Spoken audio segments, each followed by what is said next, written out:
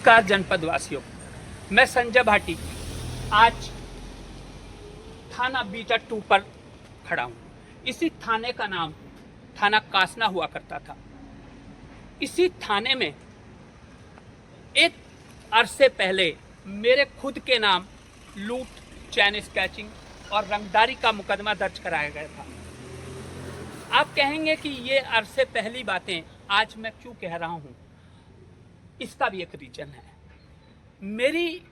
मुझ पे जो लूट दर्ज हुई थी, चैन स्नैचिंग जो दर्ज हुई थी, वो जागरण के पत्रकारों ने की थी, दैनिक जागरण के पत्रकारों ने। ये अलग बात है कि एफआईआर दर्ज होने के बाद उस लूट में 3 बार एफआईआर लगी, अलग अलग विवेचकों द्वारा एफआईआर लगी, लेकिन कहानी थी खबरों को रोकने की, सच को रोकने की। क्योंकि मैंने दैनिक जागरण के चिट्ठे खोले थे। आज एक ऐसे पत्रकार के खिलाफ इसी थाने में आईटी एक्ट और भ्रामक खबर फैलाने के तहत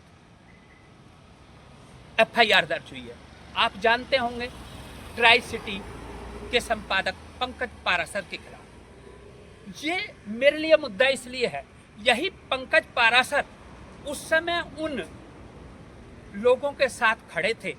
वैसे इनका कोई रोल नहीं था। इन्होंने बीच में भी एक बार मुझसे मिलकर कहा कि मैंने आपकी शान में कभी गुस्ताखी नहीं की।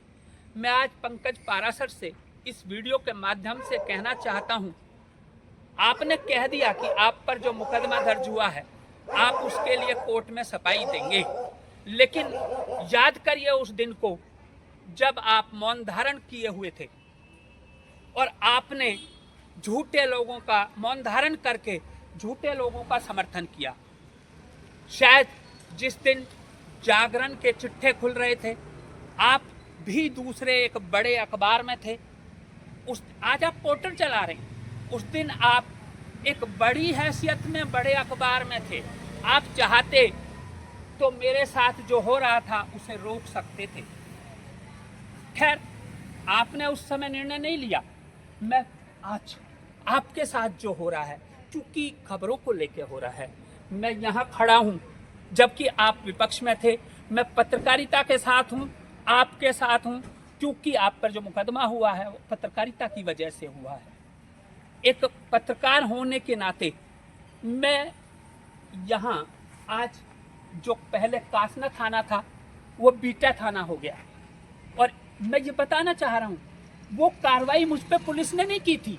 वो कार्रवाई जागरण के ब्यूरो चीफ थे अनिल निगम, जागरण के मैनेजिंग डायरेक्टर थे निशिकांत ठाकुर, उनके एक मित्र थे जो सीओ सिटी हुआ करते थे, आज कहीं एसएसपी हैं, शैलेंद्र लाल।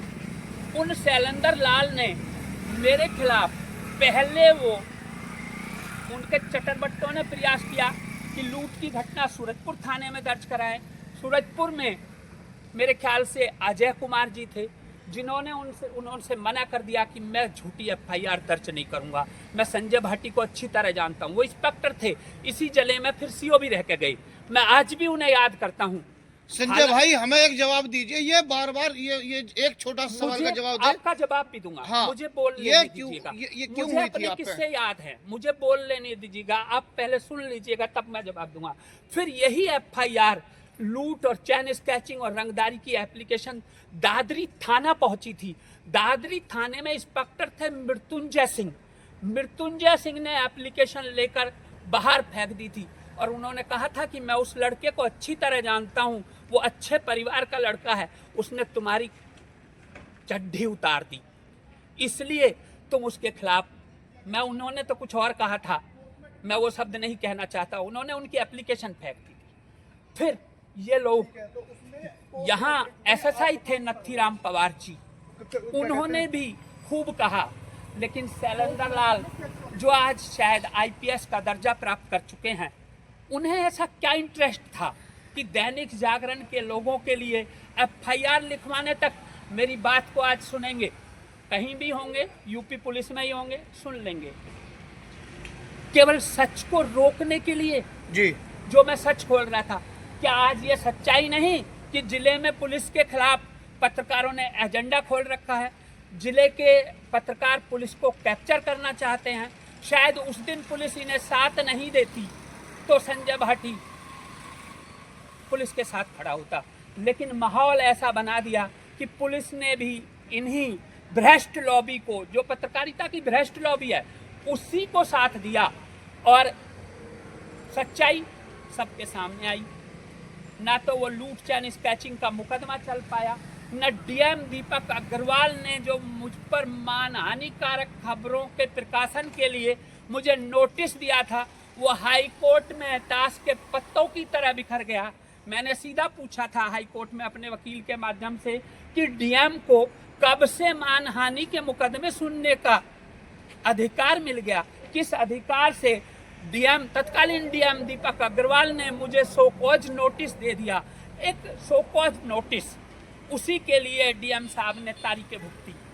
तो मैं आज यहाँ इसलिए खड़ा हूँ, मैं जितने भी जिले में भ्रष्ट पत्रकार हैं उनके चिट्ठे लगातार खोल रहा हूँ। मैं चाहता हूँ कि जो लुटेरे टाइप हैं, ठग टाइप हैं, या जो गलत तरह के पत्रकार हैं, मेरी मुहिम रही है पत्रकारिता का सुधार, और मेरी मुहिम को इस बार पुलिस अड़ंगा ना लगाए, क्योंकि मैं कभी भी कानून नहीं तोड़ता हूँ। और मैं पुराने किस्से इसलिए बता रहा हूँ कि आपके पास ऐसी ही एप्लीकेशन किसी ना किसी थाने में मेरे खिलाफ फिर आएगी, क्योंकि इस बार मैं उन पत्रकारों के चिट्ठे खोल रहा हूँ जो गांजा तस्करी करवाते हैं। मैं उन पत्रकारों की चिट्ठे खोल रहा हूँ लगातार जो अवैध कार्यों में संलिप्त है, लंबी चौड़ी फेरियस्त है, कोई स्पा में संलिप्त है, कोई सेक्स रैकेट में संलिप्त है। पुलिस भी अनेकों बार पकड़ लेती है, पत्रकारों के चिट्ठे खुलते हैं लेकिन बोल नहीं पाती। मैं बोल रहा हूँ, जो पुलिस को बोलना चाहिए वो मैं बोल रहा हूँ। ये लोग मुझ पर तरह तरह के मुकदमे लेके आएंगे, पुलिस दुनिया बनाए रखे या कहानी को समझे। मेरा मकसद केवल सच खोलना है, अच्छी पत्रकारिता को। जो नए लड़के हैं, नए बच्चे हैं, यहाँ किसी भी पत्रकार को देखो, मुझे लंबा समय पत्रकारिता करते हो गया, मेरे घर जाकर देखिए, मेरी जो पैतृक संपत्ति है उसके अलावा मुझ पर कुछ नहीं है। मेरे पास कोई ऐसा बैंक अकाउंट नहीं है, मैं अकाउंट दे दूंगा, मेरे अकाउंट चेक कर लें। लेकिन मैं इस वीडियो के माध्यम से भी बता रहा हूं कि पुनरावृत्तियां ना हो, मेरे साथ काम कर रहे बच्चों के खिलाफ मुकदमेबाजी ना हो। मैं इस बार वार पार के लिए हूं।